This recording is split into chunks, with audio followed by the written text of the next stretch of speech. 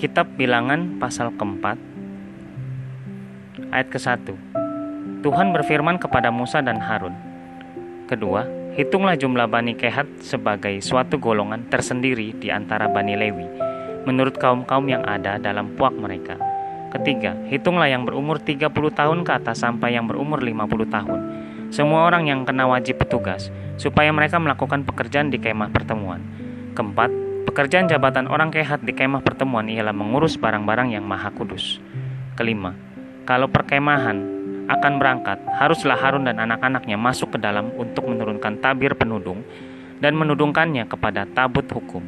Keenam, di atasnya mereka harus meletakkan tutup dari kulit lumba-lumba, dan di atasnya lagi mereka harus membentangkan sehelai kain yang seluruhnya ungu tua. Kemudian mereka harus memasang kayu-kayu pengusung tabut itu. Ketujuh, lagi pula di atas mezbah roti sajian mereka harus membentangkan sehelai kain ungu tua, dan di atasnya mereka harus meletakkan pinggan, cawan, piala, dan kendi, korban, curahan, juga roti sajian harus tetap ada di atasnya. Kedelapan, di atas semuanya itu mereka harus membentangkan sehelai kain kirmisi, lalu menudungnya dengan tudung dari kulit lumba-lumba. Kemudian mereka harus memasang kayu-kayu pengusung meja itu. Kesembilan, lalu mereka harus mengambil sehelai kain ungu tua dan menudungkannya kepada kandil untuk penerangan dengan lampu-lampunya, sepit-sepit dan penadah-penadahnya, dan segala perkakas minyaknya yang dipakai untuk mengurus kandil itu. Kesepuluh, dan mereka harus meletakkannya dengan segala perkakasnya ke atas tudung dari kulit lumba-lumba dan meletakkannya di atas usungan. Kesebelas, di atas mezbah dari emas itu mereka harus membentangkan sehelai kain ungu tua dan menudunginya dengan tudung dari kulit lumba-lumba. Kemudian mereka harus memasang kayu-kayu pengusung mezbah itu. Ke-12, lalu mereka harus mengambil segala perkakas yang dipakai untuk menyelenggarakan kebaktian di tempat kudus, meletakkannya di atas sehelai kain ungu tua dan menudunginya dengan tudung dari kulit lumba-lumba. Kemudian meletakkannya di atas usungan. Ke-13, dan mereka harus membersihkan mezbah itu dari abu, lalu membentangkan sehelai kain ungu muda di atasnya. Ke-14, sesudah itu meletakkan di atasnya segala perkakasnya yang dipakai untuk mengurusnya, yakni perbaraan, garpu, penyodok, pokor penyiraman, segala perkakas mezbah itu, dan di atasnya mereka harus membentangkan tutup dari kulit lumba-lumba. Kemudian mereka harus memasang kayu-kayu pengusung mezbah itu. Ke-15, setelah Harun dan anak-anaknya selesai menudungi barang-barang kudus dan segala perkakas tempat kudus, pada waktu perkemahan akan berangkat, barulah orang Kehat boleh masuk ke dalam untuk mengangkat barang-barang itu. Tetapi janganlah mereka kena kepada barang-barang kudus itu, nanti mereka mati. Jadi itulah barang-barang di kemah pertemuan yang harus diangkat Bani Kehat. Ke-16, tetapi Eleazar, anak Imam Harun, bertanggung jawab atas minyak untuk penerangan, ukupan dari wangi-wangian, korban sajian yang tetap dan minyak urapan. Ia bertanggung jawab atas segenap kemah suci dan segala isinya, yakni barang-barang kudus dan perabotannya. Ke-17, Tuhan berfirman kepada Musa dan Harun. Ke-18, perhatikanlah supaya puak Kehat dan kaum-kaumnya jangan musnah binasa dari tengah-tengah orang Lewi. Ke-19, inilah yang harus kamu lakukan bagi mereka, supaya mereka tinggal hidup dan jangan mati. Apabila mereka mendekat ke barang-barang maha kudus, Harun dan anak-anaknya haruslah masuk ke dalam dan menempatkan mereka masing-masing di tempat tugasnya dekat barang yang harus diangkat. Ke-20, tetapi janganlah orang Kehat masuk ke dalam untuk melihat barang-barang kudus itu, walau sesaat pun, nanti mereka mati. Ke-21, Tuhan berfirman kepada Musa. Ke-22, hitunglah juga jumlah Bani Gerson menurut puak dan kaum-kaum mereka.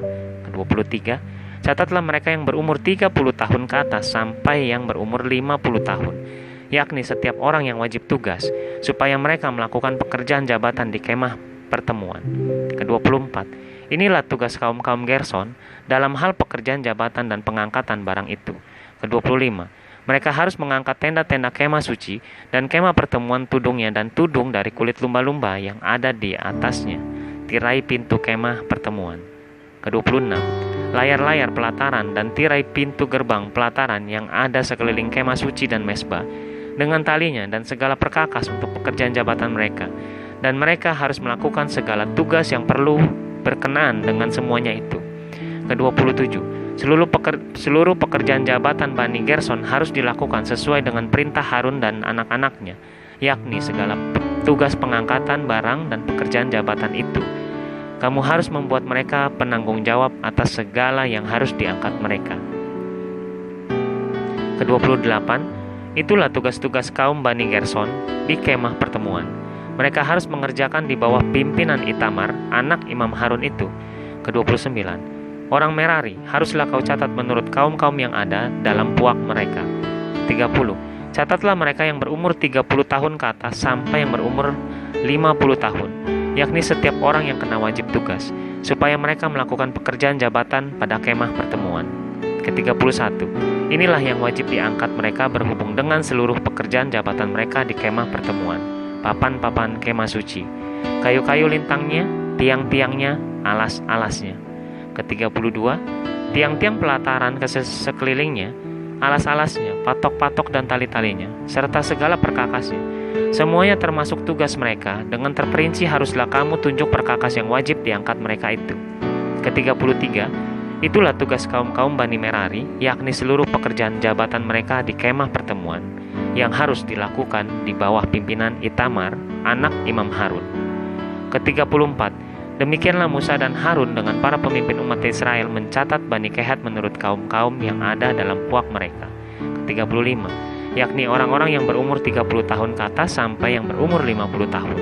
Setiap orang yang kena wajib tugas berhubung dengan pekerjaan jabatan di kemah pertemuan. Ke-36, maka jumlah pencatatan mereka menurut kaum-kaum mereka ada 2.750 orang. Ke-37, itulah orang-orang yang dicatat dalam kaum-kaum Kehat. Semua orang yang melakukan pekerjaan jabatan di kemah pertemuan, yakni mereka yang dicatat oleh Musa dan Harun, sesuai dengan titah Tuhan dengan perantaraan Musa. Ke-38, Bani Gerson, yang dicatat menurut kaum-kaum yang ada dalam puak mereka. Ke-39, yakni orang-orang yang berumur 30 tahun ke atas sampai yang berumur 50 tahun, setiap orang yang kena wajib tugas berhubung dengan pekerjaan jabatan di kemah pertemuan. Ke-40, jadi mereka yang dicatat menurut kaum-kaum yang ada dalam puak mereka berjumlah 2.630 orang. Ke-41, itulah jumlah pencatatan kaum-kaum Bani Gerson, semua orang yang melakukan pekerjaan jabatan di kemah pertemuan, yakni mereka yang dicatat oleh Musa dan Harun sesuai dengan titah Tuhan. Ke-42, Bani Merari yang dicatat menurut kaum-kaum yang ada dalam puak mereka. Ke-43, yaitu orang-orang yang berumur 30 tahun ke atas sampai yang berumur 50 tahun. Setiap orang yang kena wajib tugas berhubung dengan pekerjaan jabatan di kemah pertemuan. Ke-44, jadi mereka yang dicatat menurut kaum-kaum mereka berjumlah 3.200 orang. Ke-45, itulah jumlah pencatatan kaum-kaum Bani Merari, yakni mereka yang dicatat oleh Musa dan Harun, sesuai dengan titah Tuhan dengan perantaraan Musa. Ke-46, semua orang Lewi yang dicatat oleh Musa dan Harun dengan para pemimpin Israel menurut kaum-kaum yang ada dalam puak-puak mereka. Ke-47, yakni orang-orang yang berumur 30 tahun ke atas sampai yang berumur 50 tahun, setiap orang yang wajib melakukan pekerjaan jabatan di kemah pertemuan dan pekerjaan pengangkatan barang. Ke-48, jadi mereka yang dicatat berjumlah 8.580 orang. Ke-49, sesuai dengan titah Tuhan dengan perantaraan Musa, maka mereka masing-masing dibuat penanggung jawab atas apa yang harus dikerjakan dan diangkatnya. Demikianlah mereka dicatat seperti yang diperintahkan Tuhan kepada Musa.